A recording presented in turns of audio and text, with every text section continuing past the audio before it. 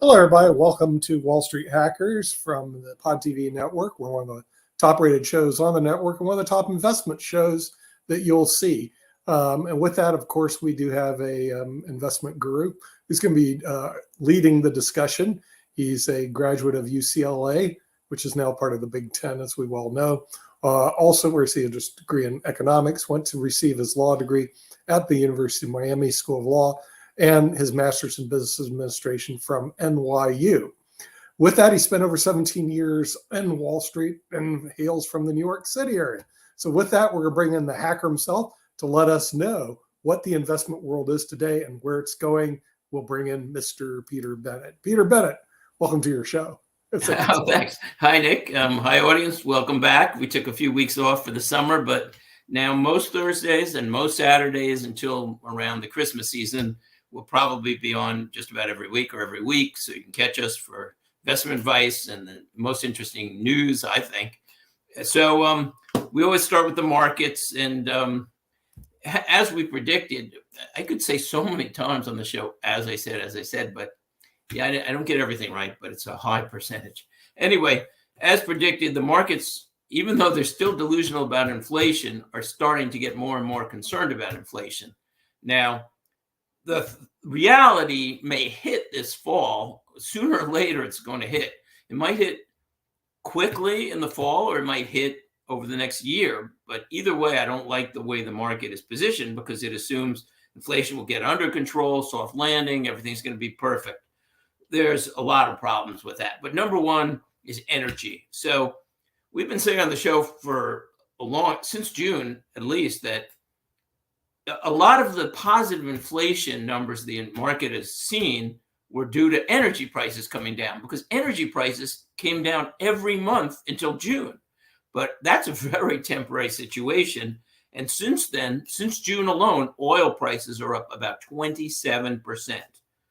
The price of WTI went to $87.12 per barrel yesterday. That was the highest in a year. And 2023, as I said, in June, oil prices started going up considerably, and I think they could go a lot higher. And one of the reasons, by the way, among many reasons, is that the U.S. is now a net importer of oil for the first time since when we were a net exporter in 2020. So there's so much going on with oil, but this is one of the main themes of Wall Street Hackers. This is one I believe very firmly. So oil and gas companies have been underinvesting very dramatically since 2015. By one estimate, which I think came from one of our investments calls, they said oil and gas companies are putting in 40% too little to maintain oil and gas production where it is. Now, we might not see that today or tomorrow, but these are 5 to 7 year projects. So sooner or later, putting in 40% too little capital into oil and gas projects, that's going to catch up to you. And when might be sooner than later, because they've been doing this since 2015. The oil and gas companies have been putting in less than half of what they invested up to 2015. Now, why is that? That's such a dramatic undercapitalization. Number one, governments around the world. The U.S. government and so many other developed world governments have this green agenda. Now, I understand it, and I have concerns about global warming. That's a separate issue because they're not really doing anything, and anything they're hurting their own cause. But in terms of oil prices and natural gas prices, they are putting in regulations, over 100 regulations, I believe, from the Biden administration alone, restricting access to government properties in the U.S., so many anti-energy policies. Number two, the oil and gas companies are adjusting, and so they're putting in about 10% of their budgets into ESG projects alone, things like carbon sequestration. So if you're putting 10% of your budget into carbon sequestration, that's 10% you're not investing in oil and gas. And three, if the oil and gas industry is terminal, and I don't think it is, at least many projections have 2050 natural gas use in the world much higher, and oil pretty stable till at least 2040 or 2050, depending on the forecast. But let's say you're in a terminal business, or you're concerned, or even have that idea that you might be in a terminal business. You're not going to keep investing until the last minute. You're going to start paying dividends to your shareholders. You're going to start buying back shares. You're going to prepare for the end of your business. Now, I don't think that's going to happen for a long time, but someday, maybe in 50 years, maybe in 30 years, maybe sooner, they will develop alternatives to fossil fuels, but it's a long way off. And so the problem is the market has, again, inflation coming down because everything's going to be perfect. But if you look at the 70s, for 11 years, inflation was over 8%. The main cause, energy, high oil prices, high gas prices. So there's a lot of evidence that we're probably in that same phase right now. It's going to take a long time to reverse this undercapitalization. Even if we could, we can't do it quickly. Also, the other thing is the Fed has failed to control inflation in so many ways. Admittedly, unemployment has finally come down, but there's still 8-point-something million job openings. They're far from getting there. History shows they need to be over 2% more than inflation, or at least over inflation, and they haven't done that on a consistent basis. So, and they don't even know, really, and that's the quote of the week. So let me go to the quote of the week, which was so important. But before I say that, I wouldn't be surprised to see an 8% drop in the markets in the next maybe September and October. We're talking about the most volatile markets. Everybody's nervous now because the inflation numbers are coming in higher. And by the way, the August marked the first increase in inflation in the consumer price index in a year. Well, what a coincidence. June oil prices went up and reversed towards higher. Now consumer prices are following. Oil runs the economy in so many different ways. So I wouldn't be surprised to see a big decline in the next 2 months. Or the other scenario is if everybody just ignores reality, it'll just stay flat and gradually go down, or stay flat for a year or two. But, that's the problem with longer, higher for longer, but not that high strategy of the Fed. They're not really impacting things enough. So all of this doesn't matter to point to my investment portfolio, and I don't think it should matter to yours, because the theme of our show is invest in businesses that are strong in any scenario. So in businesses with a bright future, defensive stocks, and most importantly, whatever stock allocation you have should be in dividend growers and dividend payers. Why? This is a chart. Kim's not here, so I'm assuming we won't be able to put it up, but I'm just going to show you this chart. You can look dividend growers, dividend payers, and the S&P 500, those three at the top on the right. So if you look at that, you could see the bottom line is over a period since 1973 to 1922, 50 years, 50 years, dividend payers more than doubled the performance of the S&P 500 equal weighted, and dividend growers and initiators tripled it. So whatever stocks you have, and that's really has to be sensitive to what your financial situation is.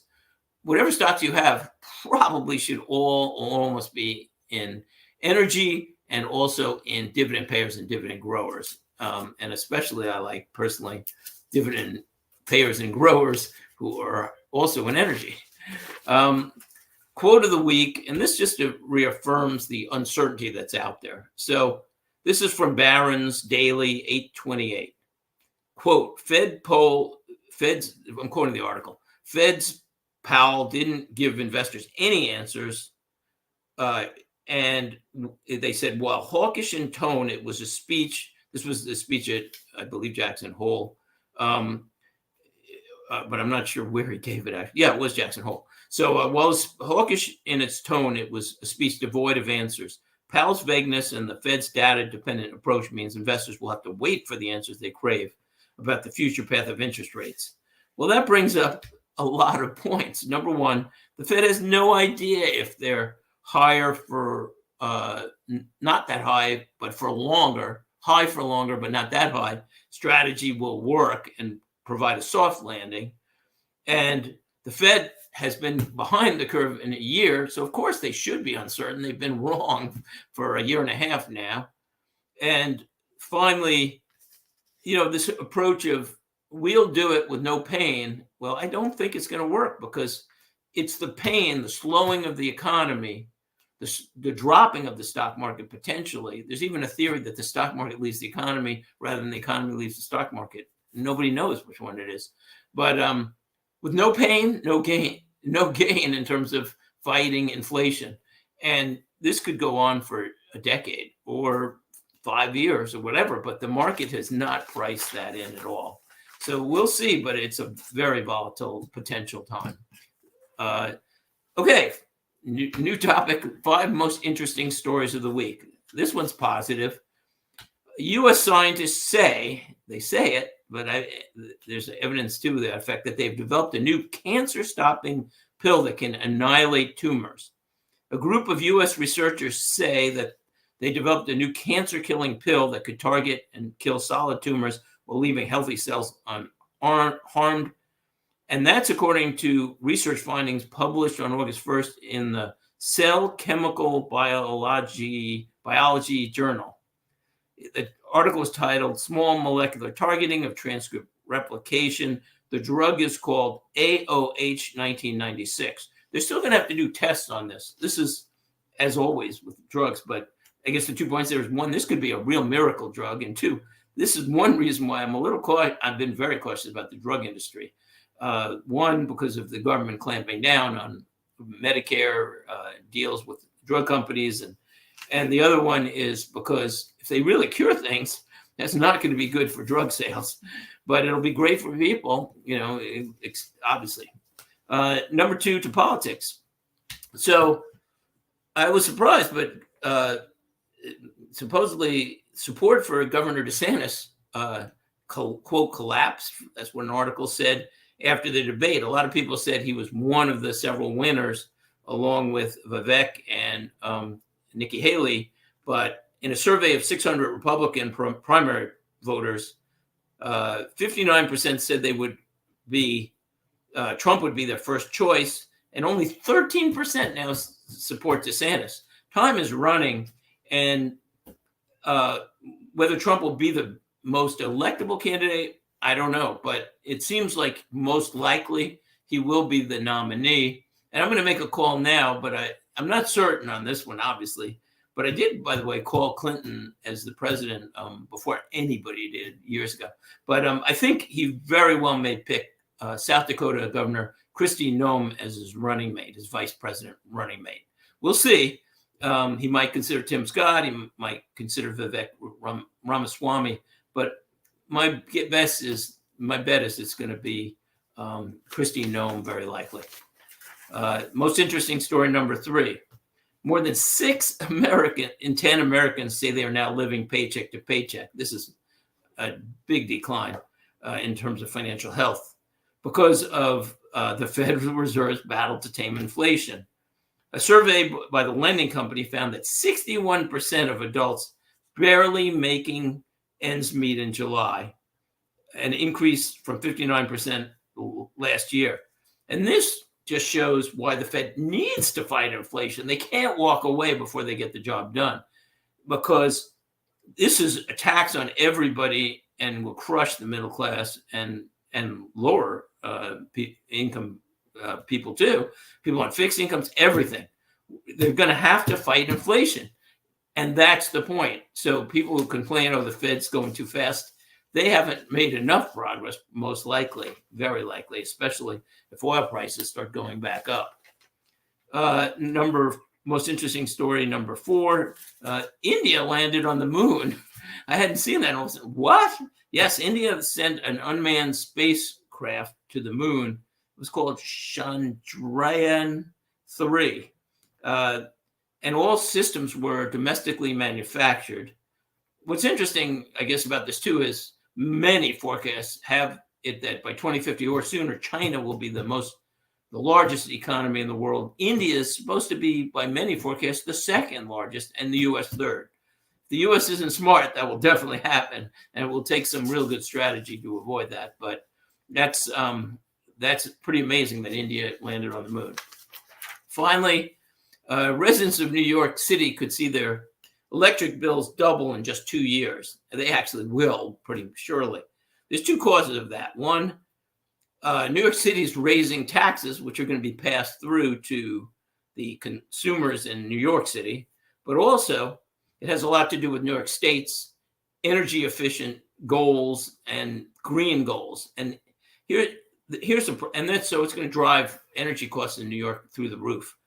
The problem with this is, again, okay, solar is good. It's good to fight green energy, to fight fossil fuels to a point. But the problem with New York and many of the northeastern states is they battle natural gas just as fervently. Now, natural gas is the cleanest fuel, and also it's much more efficient in terms of pollution than oil, and even much, much more than coal. And we burn a ton of coal and oil in the U.S. and the world is doing the same thing. So they fight natural gas. The northern states won't even let gas pipelines in. They won't let drilling of natural gas. But the problem is then they wind up using much more oil and coal when natural gas would help. So in the United States and the world in 21 and 22, and I'm predicting in 23, pollution, CO2, went up in all those categories. So what are the green energy progressives doing? They don't have a good strategy to fight it. They're just dreaming that solar and wind will just magically take over. It won't work economically, and they need to think it out a little better. That said, let's take a quick advertisement, then we'll talk about the investment of the week and our panel discussion of the week. See you soon.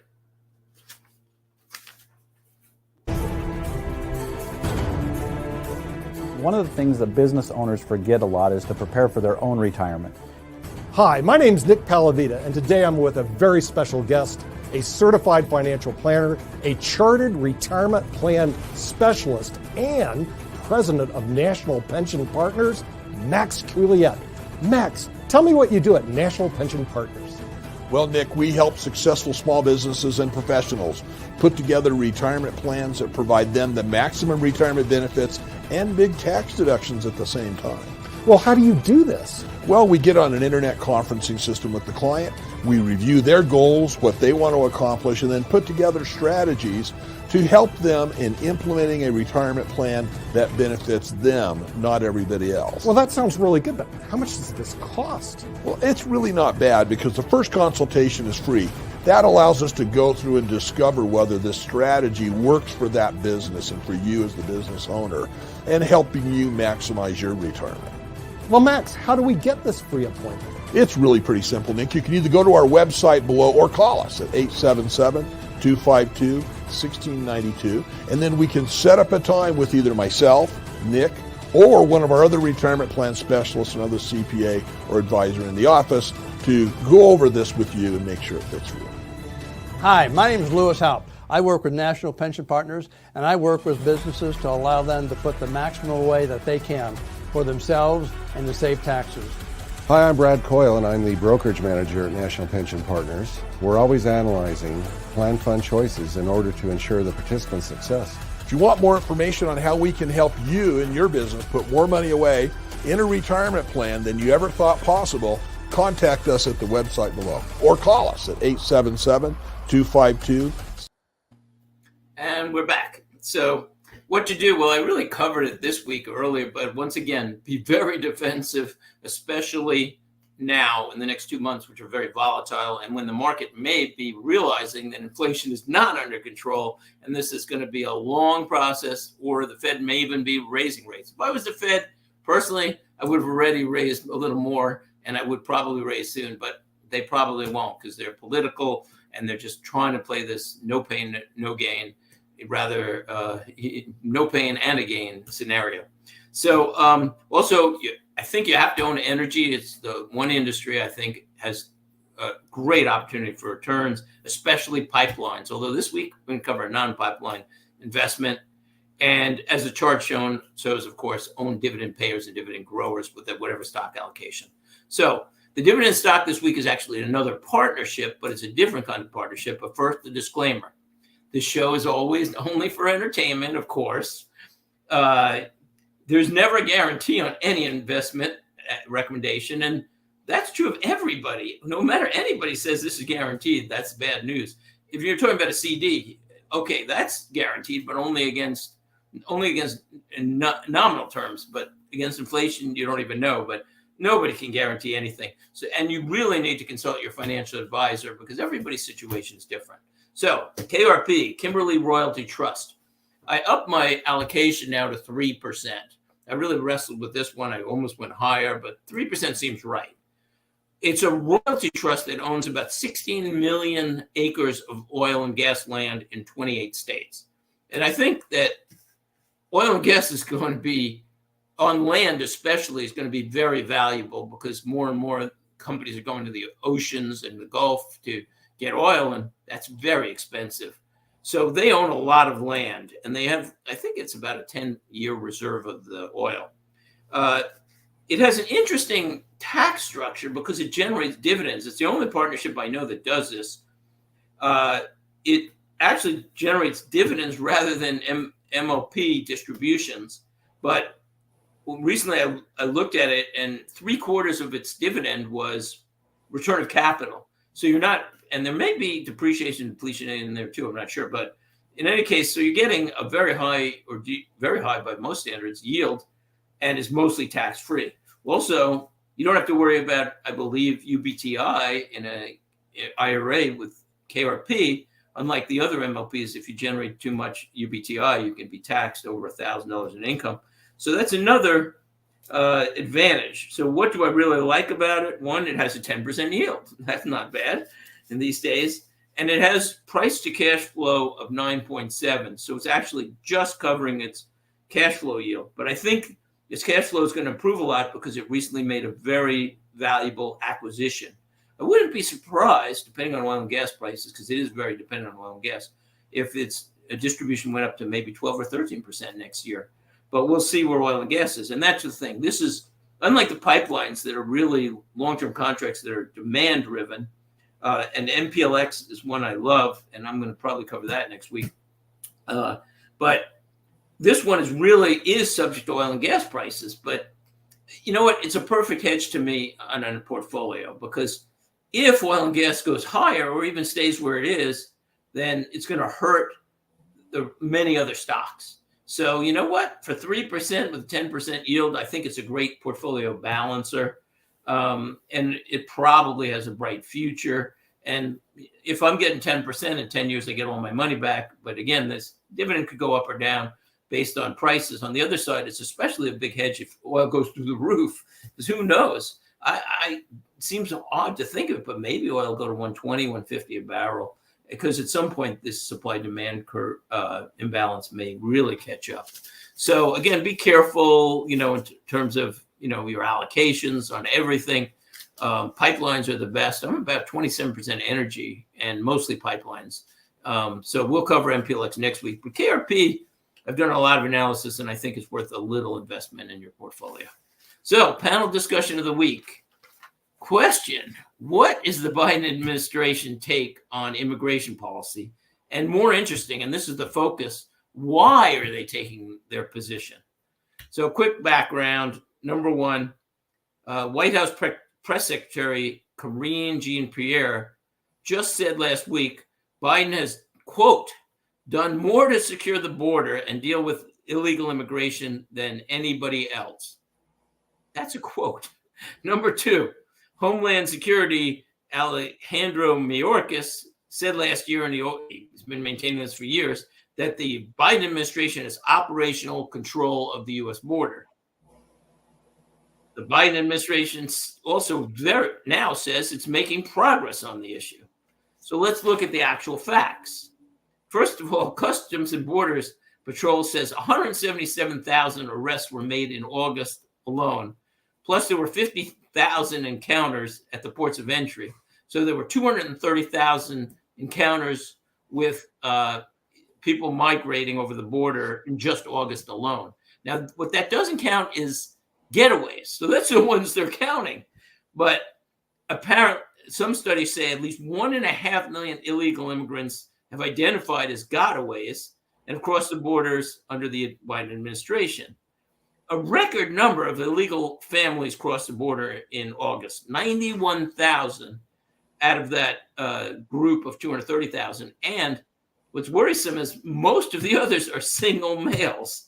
And that gets into the next question. But by the end of May, just half the year, there were 125 arrests for people on the terrorist watch list. Now, that's again, what about the getaways? Who knows how many more slipped in, because they might be a little more equipped to evade arrest. But 125 were appointed, so that's 250 maybe for the year.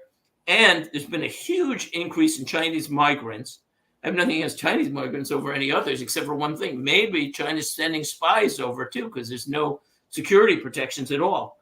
So in 2022, 27,000 Chinese illegal immigrants came in over the borders, and this year it's up 43%.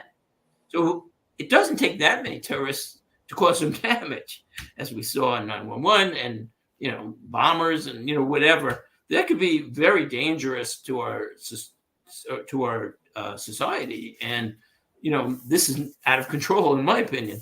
So the last thing is, even though they say, oh, we're got Operation Control. So first of all, Texas put in large floats that people couldn't climb over on the river, Rio Grande. And then now the U.S. government is suing them, saying, you can't do that. It would actually stop some illegal immigrants. And they also opened up a gate in either a wall or a fence because they said, well, we have to let the antelopes come through. So people are pouring through that gate. It doesn't seem like things are under control. So the question again is, what is their take on immigration? But more importantly, why? What do you think, Nick? Well, we've had immigration policy problems for decades, Peter. So this is nothing unusual. We had problems under the Trump administration, the Biden administration, the Obama, just goes on and on and on. One problem that we do have is we have quotas, as you know, from individual countries. Most people that come from Europe do not meet the quotas, so they can easily immigrate if you wanted to come from Europe or certain other countries. Now, in my company, we had we didn't bring her in. She came in from South Africa and got a green card. She stayed here for 10 years to become a full U.S. citizen. She didn't like the fact there were illegals coming in because they made her jump through hoops and these people were skipping the line. We had to bring another person from Canada on an HB1 visa to work in our company. So one problem that you do have is you have an immigration laws that are basically antiquated today. True, very true. And we, a thing that I keep harping is statute of limitations on the illegals. We have statute of limitations for murder, rape, burglary, assault, all sorts of heinous crimes, yet we do not have a statute of limitations for immigration.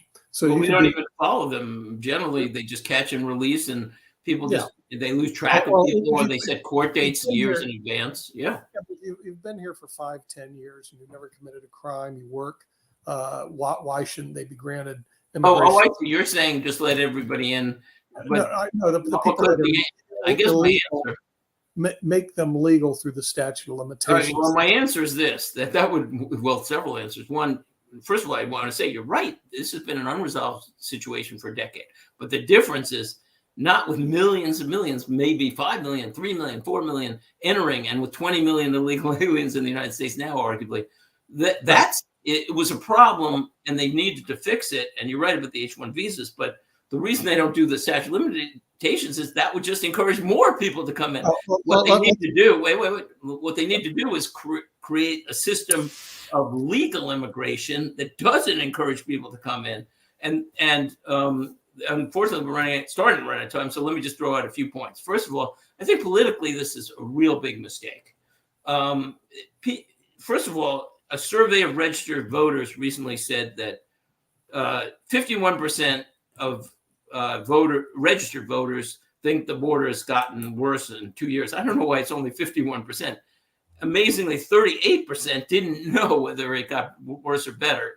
So that's amazing. I would guess that they watch major mainstream media, and the mainstream media doesn't want to mention this at all. Like, it's happening, millions of Americans. But the other side is it's happening in cities all over the country. I just heard today that a city in New Jersey, because they don't know what to do with all these people, that are pouring in. So they're moving their federal government is trying to move 60,000 illegal immigrants into a New Jersey town that has a population of 50,000 people. Oops. You think anybody's going to notice that? They're also moving a lot into Casper, Wyoming, and all these places. Now, the other thing is New York City has noticed, and Chicago and a lot of other major cities. So Democrats are complaining about the situation. New York City is saying, we can't afford this. We're not getting reimbursed. And, we don't know. So what are they going to do with millions and millions of people, even who are going largely to Democrat cities, and they don't like it. So politically, one, I don't understand it. Two, I cannot understand how 38% of Americans don't know this. Maybe watch our show, diversify your news sources, something. So it's out of control. And the real thing is, you can fool some of the people some of the time, but this is not something that's going to slip by.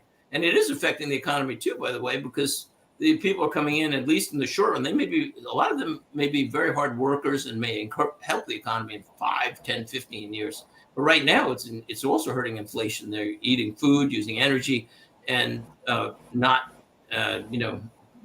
of them are dependent right now.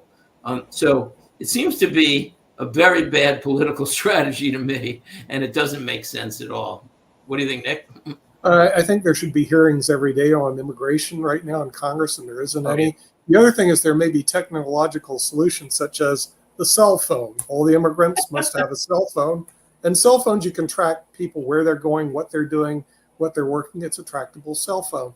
So we do need to look to technology to find solutions for the immigration. There are a lot of solutions. And some new ideas, Peter, but with Congress asleep at the wheel in Washington, D.C., not having hearings every day, they'd rather talk about January 6th or Hunter Biden, but they will not talk about tough issues like immigration. So Congress needs to have hearings every day on immigration. Well, I think there's so many issues for Congress to address. But first of all, the cell phone won't work because you can leave your cell phone in a parking lot and get a burner phone, or, and there goes the tracking. But there are so many solutions. But we could have a whole show on just solutions. Solutions. Obvious solutions. But the main thing, if the first solution, and I know some people don't like the wall, some people do, but the first thing is the wall is very effective, but you need to fix the wall, finish the wall, but also you need to reform it so that we know every person who's coming in, just like every other country in the world does, like Canada does, like Europe does. If somebody comes in, most of you, not all, but if somebody comes in, look, are they going to be a burden? And if they are, okay, we'll take a certain percentage of burden. But what skills do they have? Do they have wealth? Are they coming just for medical treatment? And it's maybe cruel, but you can't just have millions of people who are a burden on the country when other countries say, well, prove that you're going to be a value to us. And let me put it this way, 3 people, 1 applies legally and maybe has to wait 10 years. 2, a person who's productive and is going to become a positive part of society. Or 3, maybe a criminal or a terrorist, a drug dealer who's just passing over the border. It's out of control. And we'll see where it all goes. It's going to be a crazy election year for sure. We're coming up with, and that's about our time. So we'll be back next week. And most weeks, as Kim always says, even though she's not here, get healthy and get wealthy. And we will see you soon. Thanks for watching. All right. Bye-bye.